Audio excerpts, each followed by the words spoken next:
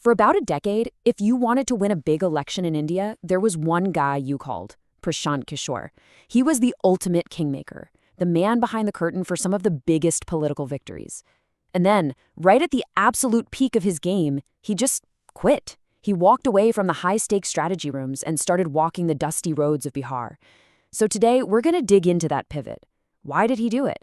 And what does this wild experiment mean for the future of politics? So this is the reputation that preceded him, right? You've probably heard it before. He's called one of the most brilliant political minds in India, basically unparalleled in his field. He was the guy, the ultimate insider, the media's shy genius who could parachute into any state, work with any leader, and just deliver a win. Which brings us to the big question, the million-dollar question, really. Why? Why would the guy who basically perfected the game decide to just walk away from the whole system? It's a fascinating puzzle. And to really get it, you first have to understand the career that made him a legend in the first place. All right, so let's dive into that. Let's talk about the career that built this whole kingmaker myth. I mean, just look at this list. It's wild. You've got Narendra Modi in 2014, and then you have Mamata Banerjee in 2021, literally on opposite ends of the political spectrum. This roster shows that he could win for anyone, anywhere. It clearly wasn't about ideology for him. It was about the pure mechanics and science of winning. But, and this is the key part, being on the inside of all these different campaigns gave him this unique bird's-eye view of the system, and he began to realize something was fundamentally broken. So what was this big problem he saw from the inside? Well, after a decade of engineering these victories, Kishor came to this pretty radical conclusion. The whole system, the very foundation of how people vote, is broken. He believes it leaves voters completely and utterly trapped. And this is his term for it, political bonded labor. I mean, wow, that's a heavy phrase, right? His whole argument is that for the vast majority of people, voting isn't this hopeful act of choosing a better future. Nope, he says it's an act of compulsion, a defensive move, where you're basically stuck in this loop where nothing ever really gets better. And he actually puts a number on this, at least for his home state of Bihar. He claims a whopping 55%, that's more than half the voters, are voting out of this compulsion. Not for something, but against something. They're stuck between being afraid of one party's return or being afraid of the other party. And according to him, this whole trap is held up by three main pillars. First up, caste. He's really blunt about this. He calls it a poison that's been drip-fed into politics for the last 30 years. It forces people to vote for their caste, period, even if it goes against the best interests of their own kids' future, their education, or their jobs. The second one, religion, and it's the same idea. People are pushed to vote based on their religious identity or for things like building a temple instead of voting for, better schools, hospitals, or roads. It's identity trumping actual tangible progress. And finally, the third pillar is just plain fear. This is what locks everyone into that classic lesser of two evils dilemma. You're not voting for someone you're excited about. You're just voting against the person you're more scared of. It's a cycle that guarantees you never get a truly fresh, hopeful alternative. And this quote, this really sums up his entire pitch to the people. He's saying, look, you voted for 20 years in the name of the temple. And okay, the temple's been built. Now just for once, can you vote for your kids' jobs? He's not saying identity doesn't matter. He's just begging people to shift their priorities just for one election to something tangible for their family. Okay, so if that's his diagnosis of the problem, what's his prescription? What's the cure? Well, his solution isn't some slick top-down ad campaign. It's the complete opposite. It's this massive, slow-burn, bottom-up movement he calls Jan Suraj, which means good governance of the people.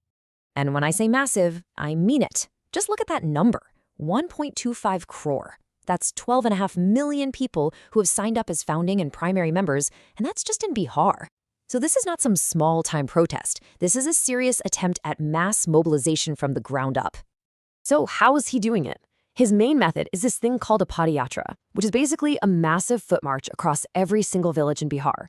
It's going to take years, and it has three very clear methodical goals. First, wake people up, show them the trap they're in. Second, help the people, not himself, build a totally new political alternative from scratch. And third, and this is crucial, create a detailed 10-year development plan for every single one of Bihar's 8,500 local councils. It's bottom-up in the most literal sense. This slide really nails the incredible shift he's made. Think about it. He used to be the Air Force of politics, right? High-tech, top-down campaigns, advising leaders from an office. Now, he's the infantry. He's literally on the ground, walking in a slow, grinding grassroots effort. He's gone from advising the powerful to trying to empower the people, from focusing on winning elections to trying to change society itself. It's a complete 180.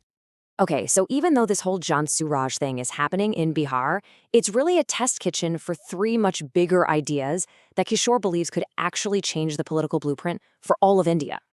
Idea number 1, flood the system with new blood. His mission is to break the stranglehold that political families have on power. The plan is to bring 100,000 young people into politics and actually get 10 to 15,000 of them to run in local elections. It's about changing the system from the very first rung of the ladder. Idea number 2 is massive decentralization. Look, there's actually a constitutional rule that says 50% of development money should go directly to local village councils, the panchayats. But Kishor argues that for decades that rule has been pretty much ignored.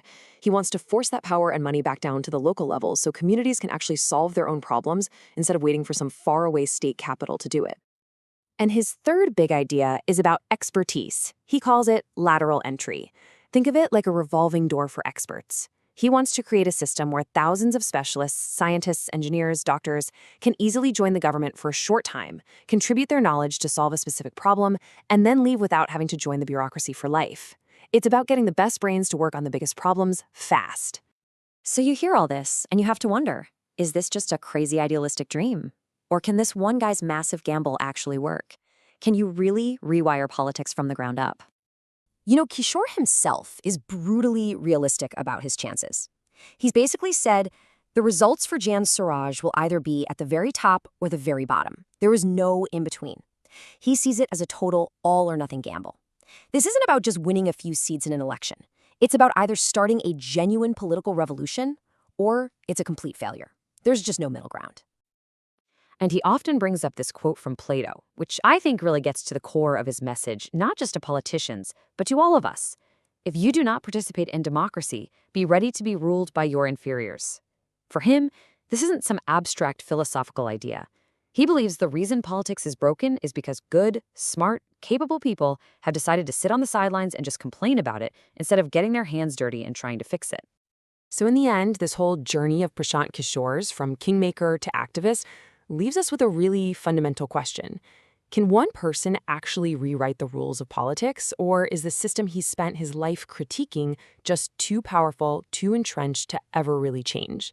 Whether he succeeds or fails, the answer to that question might tell us a lot about the future of democracy in India and maybe beyond.